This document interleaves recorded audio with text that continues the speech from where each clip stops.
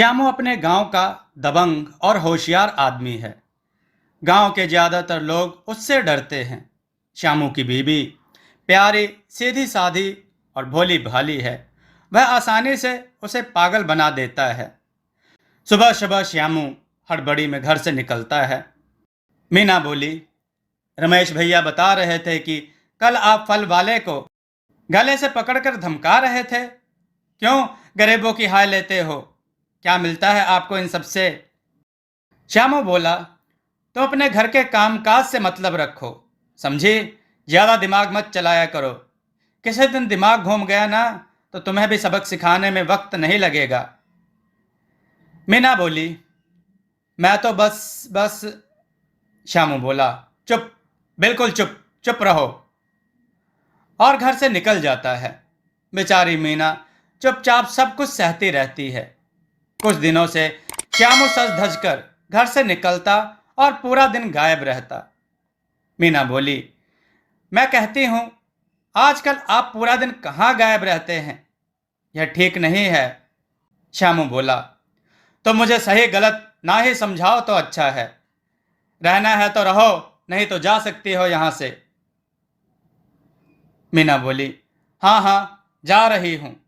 श्यामू ने कहा, हाँ हाँ, जाओ जाओ तुम। उसके बाद श्यामू गांव के बाजार में पहुंचा। वहां वह अंडे के ठेले पर जाकर खड़ा हो जाता है।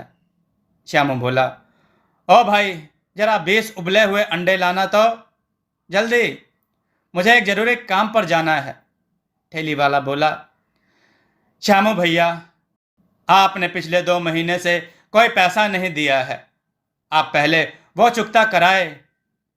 श्यामू बोला, अच्छा, तो यह बात है। लगता है अपना ठेला नहीं लगाना चाहता यहां पर। हाँ, बोलो बोलो, उठवा दूं तुम्हारा ठेला यहां से? ठेले वाला बोला, माफ करना भैया, गलती हो गई। मेरे परिवार का खर्चा इसी ठेली से चलता है। भैया माफ कर दो मुझे, अभी अंडे लगा देता हूं। आप लीजिए, अंडे खाइए। श्यामू बोला, हाँ, ये हुई ना बात। हाँ, लाओ जल्दी दो। अंडे की ठेली के सामने बाजार में 2 आदमी बात करते हुए। पहला आदमी बोला, अरे भैया, इस दबंग का यही हाल है। सारे गांव के नाक में दम किया हुआ है इसने। दूसरा आदमी बोला, सही कहा भाई, इसके आगे बोले भी कौन, आधा पागल है ये। दोपहर में श्यामू जब घर लौटा, श्यामू बोला, पूरा दिन हो गया, मीना वापस नहीं आई। कुछ अता पता नहीं है उसका। श्यामू मुखिया जी के पास जाता है। मुखिया जी, मीना सुबह से घर पर नहीं है। मैंने सबसे पूछा, लेकिन किसी को कुछ पता नहीं। अब तो अंधेरा होने को है। मुखिया बोला, चलो उसे गांव में ढूंढते हैं। श्यामू, मुखिया और 2 आदमी लाठी लेकर मीना को ढूंढते हैं।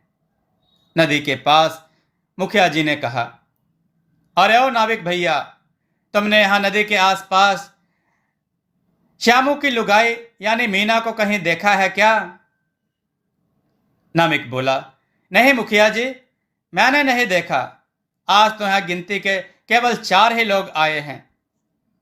मुखिया बोला, चलो गांव के बस स्टैंड के पास पता करते हैं। बस स्टैंड के पास चाय वाले से कहा, ओ भाई, ओ सुनो जरा, यहां आओ।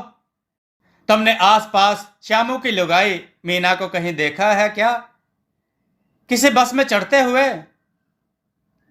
चाय वाला बोला, ना मुखिया जी ना, आज तो इधर कोई औरत आई ही नहीं। मुखिया बोला, चलो यहां से। श्यामू, यह तो पक्की बात है कि मीना गांव के बाहर नहीं गई, तो गांव में ही है। मुखिया बोला, चलो यहां से।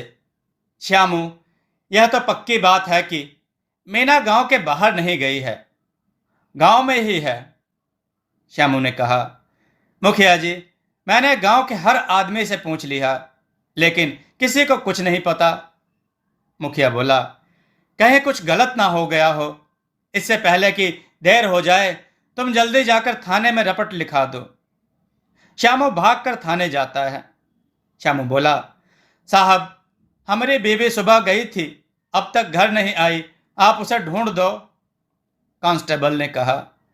अरे, नाराज होकर चली गई होगी, आ जाएगी थोड़ी देर में। चल जाए यहां से, हमारे पास और भी बहुत काम है। श्यामू ने कहा। नहीं साहब, हमारी बीवी हमको बहुत प्यारी है, उसकी गांव में कोई खबर नहीं है, ढूंढ दीजिए ना साहब। कांस्टेबल बोला। अरे, तुम ऐसे नहीं मानोगे। श्यामू बोला। साहब, पूरा दिन और रात बीत गई, मीना का कोई अता पता नहीं, वह अभी तक घर नहीं लौटी। साहब, मेरे रपट लिख दो। कांस्टेबल बोला। अच्छा, रुको। कांस्टेबल ने कहा। साहब, यह अपनी बीवी के गुम हो जाने की रिपोर्ट लिखवाने आया है। इंस्पेक्टर ने कहा। बीवी भाग गई? आहा, बहुत किस्मत वाले हो भाई। श्यामू बोला। क्या बोल रहे हो साहब? इंस्पेक्टर बोला। अरे भाई, हमें भी नुस्खा बता दो, कैसे भागी? ससुरा, हमारे बीवी ने तो नाक में दम कर रखा है। कांस्टेबल बोला। कंट्रोल साहब, कंट्रोल, पानी पी लो और समोसा खाओ, टेंशन दूर हो जाएगी। इंस्पेक्टर बोला। हाँ भाई, सही कहा, अब तो समोसे ही हैं जो टेंशन भगा देते हैं। लिख लो इसकी रपट। इंस्पेक्टर बोला। हाँ भाई, क्या नाम है तुम्हारी पत्नी का? श्यामू बोला। साहब, मीना। इंस्पेक्टर बोला। अरे, बड़ा प्यारा नाम है, मीना। खैर, क्या हुआ, खुलकर बताओ, तुम दोनों में लड़ाई झगड़ा हुआ है क्या? श्यामू बोला। नहीं साहब, ऐसा कुछ नहीं हुआ। कल सुबह काम को लेकर नाराज होकर वह मेरे पड़ोसी रमेश के घर गई थी, तब से वापस नहीं आई। इंस्पेक्टर बोला। लेकिन तुम्हें कैसे पता कि वह रमेश के घर ही गई थी? श्यामू बोला। साहब, वह रमेश को अपना भाई मानती है, जब भी नाराज होती है उसी के घर जाकर बैठ जाती है। इंस्पेक्टर ने कहा। तुमने उसके घर जाकर पता किया? श्यामू बोला। हाँ साहब, मैं गया था, पर वो दोनों पति पत्नी तो उल्टा मुझ पर ही बिगड़ गए। इंस्पेक्टर बोला। अच्छा, ठीक है, ठीक है, हम देखते हैं कि वह कहाँ गई है, ठीक है? इंस्पेक्टर और सिपाही गांव में जाते हैं। इंस्पेक्टर बोला। अरे सुन, तूने कहीं मीना को देखा है क्या? आदमी बोला। नहीं साहब, मैं तो सुबह उठकर काम पर चला जाता हूं और रात को वापस आता हूं, मेहनत मजदूरी वाला आदमी हूं साहब। गांव में क्या हो रहा है, कौन कहाँ जा रहा है, किधर को क्या हो रहा है, मुझे नहीं पता होता साहब। इंस्पेक्टर बोला। अरे बस कर, बस, चल जा यहां से। कांस्टेबल ने कहा। सर, 3 आदमियों से तो पूछ लिया, किसी को कुछ नहीं पता। इंस्पेक्टर ने कहा। वो बुढ़िया कब से फटी आंखों से हमें घूर रही है। कांस्टेबल ने कहा। साहब, पगली लगती है, मैं इसे भगाता हूं यहां से। ओ माई, ओ, चलो जाओ यहां से, कब से घूर घूर कर देख रही है, कभी सुंदर पुलिस वाला नहीं देखा क्या? बुढ़िया जमीन पर लाठी टेकते हुए वहां से चली जाती है। इंस्पेक्टर बोला। क्या कह रहे थे तुम, सुंदर पुलिस वाला? वाकई में मैं इतना सुंदर हूं क्या? कांस्टेबल बोला। हाँ साहब, आप बहुत ही सुंदर और हैंडसम दिखते हो। कांस्टेबल मन में बोला। अरे बाप रे, 10 किलो का तो खाली पेट है साहब का, अब इन्हें कौन समझाए कि बदसूरती भरी पड़ी है इनके अंदर। इंस्पेक्टर बोला। तुम्हारे प्रमोशन की बात करूंगा, बस एक बार मेरी हो जाए, समझे? चलो रमेश के घर पूछताछ करते हैं। इसके बाद दोनों रमेश के घर पहुंच जाते हैं। इंस्पेक्टर ने कहा। भाई, क्या तुम ही रमेश हो? रमेश बोला। जी साहब, मैं ही रमेश हूं। इंस्पेक्टर ने कहा। अरे, कल श्यामू की बीवी मीना तुम्हारे घर आई थी, उसके बाद से वह गायब है। रमेश बोला। साहब, वो आई थी, लेकिन 5 मिनट में ही चली गई, कह रही थी कि घर का सारा काम पड़ा है। इंस्पेक्टर ने कहा। वो तो घर अभी तक नहीं पहुंची, कहाँ गई वो? रमेश बोला, साहब पता नहीं।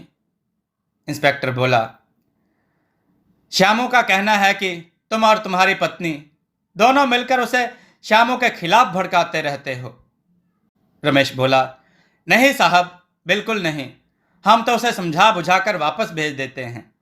इंस्पेक्टर बोला, देखो, मीना अगर सामने आकर कहेगी तो इसे सच माना जाएगा, लेकिन श्यामू का कहना है कि उसकी पत्नी को तुम दोनों पति पत्नी ने मिलकर गायब किया है।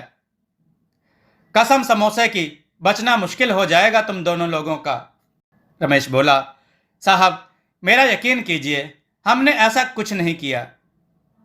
कांस्टेबल बोला, अरे बावड़े, भगवान से प्रार्थना कर कि मीना सही सलामत मिल जाए, नहीं तो तुम लोग अंदर जाओगे। साहब, यह रमेश और उसकी पत्नी दोनों दिखने में भोले लगते हैं। अक्सर भोले दिखने वाले भी संगीन अपराधी होते हैं। कांस्टेबल तेजी से ब्रेक लगाता है।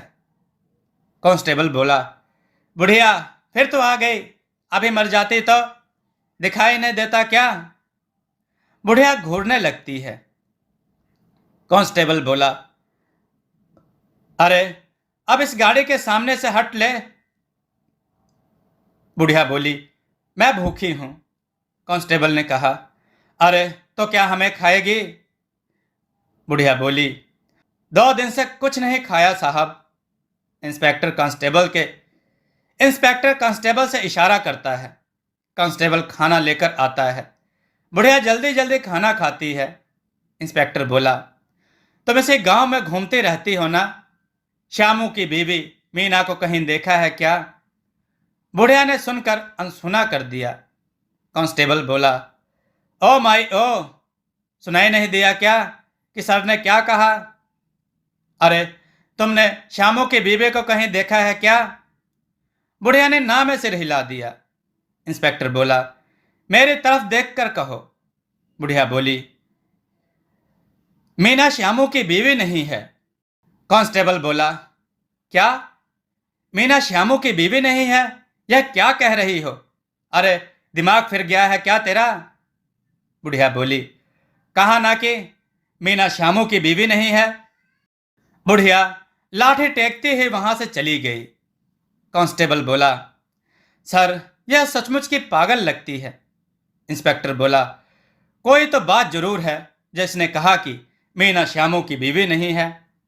कांस्टेबल ने कहा, अरे ओ भाई श्यामू, सच सच बोल, मीना तेरी बीवी है? श्यामू बोला, यह कैसा सवाल है? कांस्टेबल बोला, ऐसा वैसा गया भाड़ में, तेरे केस के चक्कर में दिमाग खराब हो लिया है। पहले तो यह बता कि मीना है कौन? मुझे पता चला है कि वह तेरी बीवी नहीं है। श्यामू बोला, साहब वह मेरी ही बीवी है। इंस्पेक्टर बोला, सच बता, नहीं तो बहुत मार पड़ेगी। श्यामू बोला, साहब मैं सच बोल रहा हूं। कांस्टेबल ने कहा, तो फिर मीना कहाँ चली गई? हाँ, जमीन निगल गई या आसमान खा गया उसे? श्यामू बोला, पता नहीं साहब, तभी तो आपके पास आया हूं। उसे ढूंढ दो साहब, उसके साथ कुछ गलत हो गया तो मेरी गृहस्थी उजड़ जाएगी। इंस्पेक्टर बोला, अरे चल चल निकल यहां से, जब कुछ पता चलेगा तो बुला लेंगे। कांस्टेबल बोला, साहब लगता है उस पगली माई ने हमें बेवकूफ बना दिया। इंस्पेक्टर बोला, चलो पहले उसे ही ठीक करते हैं। कांस्टेबल बोला, ओ माई ओ, अरे सुनो तो जरा। बुढ़िया बोली, आ गए तुम? मुझे पता था तुम लोग वापस जरूर आओगे। कांस्टेबल बोला, अरे तुम्हें शर्म नहीं आती हमसे झूठ बोलते हुए? अरे पुलिस वालों को बावला बनाती है। हम केस की तहकीकात कर रहे हैं और तूने हमें भटका दिया। बुढ़िया बोली, मैं अगर ऐसा नहीं करती तो क्या तुम वापस यहां मेरे पास आते? इंस्पेक्टर बोला, अब सच सच बताओ कि तुमने हमसे झूठ क्यों बोला? बुढ़िया बोली, पहले मुझे खाना खिलाओ तब मैं बताऊंगी। इंस्पेक्टर कांस्टेबल को इशारा करता है। कांस्टेबल बुढ़िया के लिए खाना लाता है। खाना खाकर बुढ़िया बोली, बेटा मैंने तुमसे इसलिए झूठ कहा कि तुम दोबारा आओ और मेरे एक दिन के खाने का इंतजाम हो जाए। कांस्टेबल बोला, साहब, मैं ना कहता था यह पगली है पगली, समय बर्बाद किया इसने। इंस्पेक्टर बुढ़िया को घूरने लगता है। इंस्पेक्टर बोला, नहीं, कुछ तो बात है, यह झूठ बोल रही है, इसे पकड़कर थाने ले चल। जेल की हवा खाएगी तो सारी अकल ठिकाने आ जाएगी। कांस्टेबल ने कहा, सर इसे थाने जाकर कांस्टेबल ने कहा, सर इसे थाने ले जाकर क्या मिलेगा? इंस्पेक्टर बोला, जो कहा है वो कर। बुढ़िया बोली, ना ना ना, मैं नहीं जाऊंगी। कांस्टेबल ने कहा, अरे जाएगे कैसे नहीं? पुलिस वालों को गुमराह करने के चक्कर में अब रोज जेल की रोटी खानी पड़ेगी, समझी ना? नहीं नहीं नहीं, मैं नहीं जाऊंगी। वह लाठी टेकते ही जाने लगती है।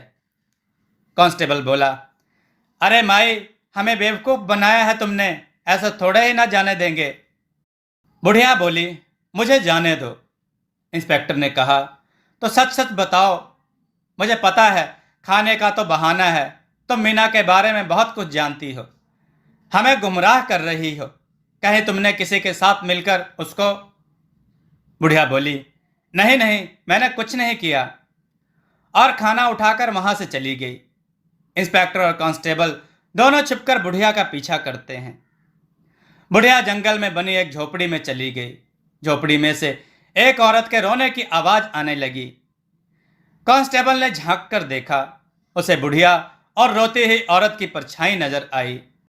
कांस्टेबल ने झांक कर देखा, उसे बुढ़िया और रोते हुई औरत की परछाई नजर आई। कांस्टेबल बोला, साहब, लगता है इस बुढ़िया के अलावा इस झोपड़ी में एक भिखारन भी रहती है। साहब, श्यामू के केस का क्या करना है? इंस्पेक्टर ने कहा, समझ नहीं आ रहा कि इंस्पेक्टर बोला, समझ नहीं आ रहा कि यह मीना कहां गायब हो गई। कांस्टेबल बोला, सर, पूरी तहकीकात कर ली, यह तो पक्का है कि वह गांव से बाहर नहीं गई। इंस्पेक्टर बोला, गांव के भीतर कहां चली गई? इसे नहीं ढूंढ पा रहे तो पूरे गांव में हमारी नाक कट जाएगी। पता नहीं क्यों बार बार वह बुढ़िया दिमाग में आ रही है। कांस्टेबल बोला, वह बुढ़िया तो अपने आप में एक केस लगती है। इंस्पेक्टर ने कहा, इस केस का कोई सुराग नहीं मिल रहा तो चलो अंधेरे में तीर छोड़कर देखते हैं, इसे थाने ले चलो। बुढ़िया बोली, क्यों? कांस्टेबल बोला, पुलिस को गुमराह करने के जुर्म में। बुढ़िया ने कहा, अरे तुम दोनों मेरे पीछे ही क्यों पड़े हो? कांस्टेबल बोला, क्योंकि मुझे पता है तुम कुछ छिपा रही हो, सच सच बताओ, वरना इस उम्र में समझ लो। बुढ़िया धड़ाम से जमीन पर बैठकर उन्हें सब बता देती है।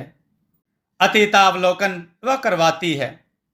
मीना रमेश के घर से निकलकर जाती है। बुढ़िया कांस्टेबल और इंस्पेक्टर को अतीत की सारी बातें बताने लगती है। बुढ़िया बोली, मीना जब रमेश के घर से निकलकर जाती है तो मैंने उससे कहा, बेटी, ओ बेटी, तेरा भला करेगा, कुछ देती जा। मीना बोली, अरे हट बुढ़िया, एक तो मेरे पति ने सुबह सुबह दिमाग खराब कर दिया और अब तू पीछे पड़ गई। बुढ़िया बोली, बेटी कुछ तो देती जा। मीना बोली, अच्छा चल ठीक है, आ जा, ज्यादा नखरे मत करना, घर में जो होगा दे दूंगी। बुढ़िया दरवाजे पर खड़ी हो गई और मीना घर में चली गई। फिर उसने बुढ़िया को 2 रोटियां देकर दरवाजा बंद कर दिया। श्यामू बोला, तो फिर आ गई मनहूस, चल निकल यहां से, खबरदार जब वापस इस घर में कदम रखा। मीना बोली, अजी तुम चुप रहो, यह मेरा घर है, मैं नहीं जाऊंगी यहां से। मुझे पता है तुम्हारा चक्कर उस मालन से चल रहा है, अगर तुमने उसे नहीं छोड़ा तो मैं सारे गांव में बता दूंगी। श्यामू बोला, अच्छा इतनी जुबान चलने लग गई है तेरी, सबको बताने से पहले तुम जाओगी यहां से? जाऊंगी कैसे नहीं।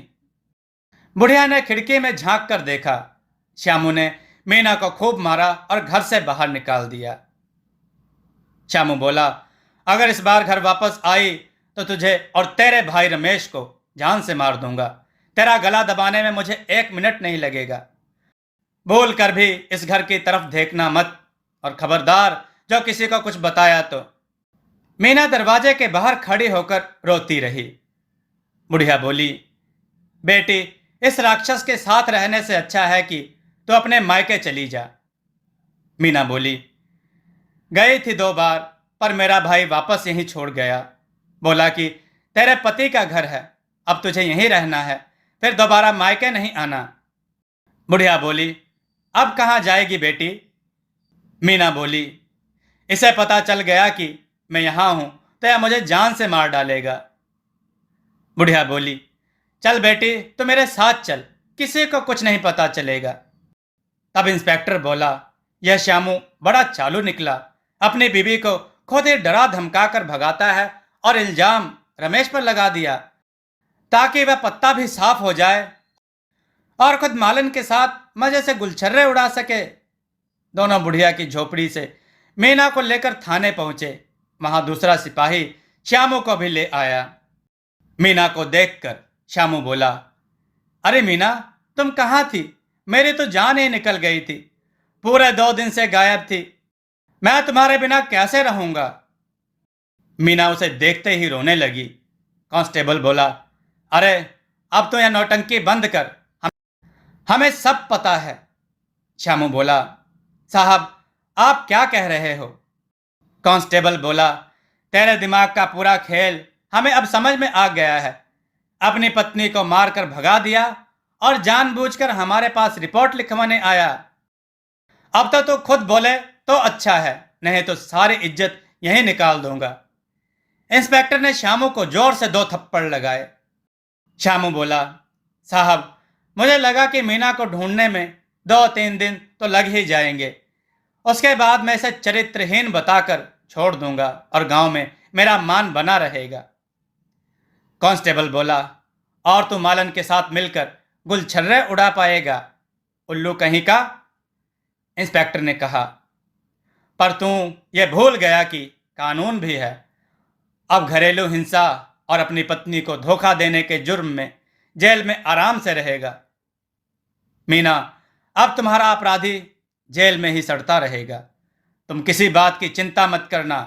दोस्तों, आपको यह कथा कैसी लगी? अपने विचार और सुझाव कमेंट में जरूर दें। हमारी कथाओं को लाइक करें, हमारे चैनल को सब्सक्राइब करना न भूलें। हमारी कथाओं को शेयर जरूर करें जिससे लोगों को अच्छा ज्ञान प्राप्त हो। जय श्री राम भक्तों।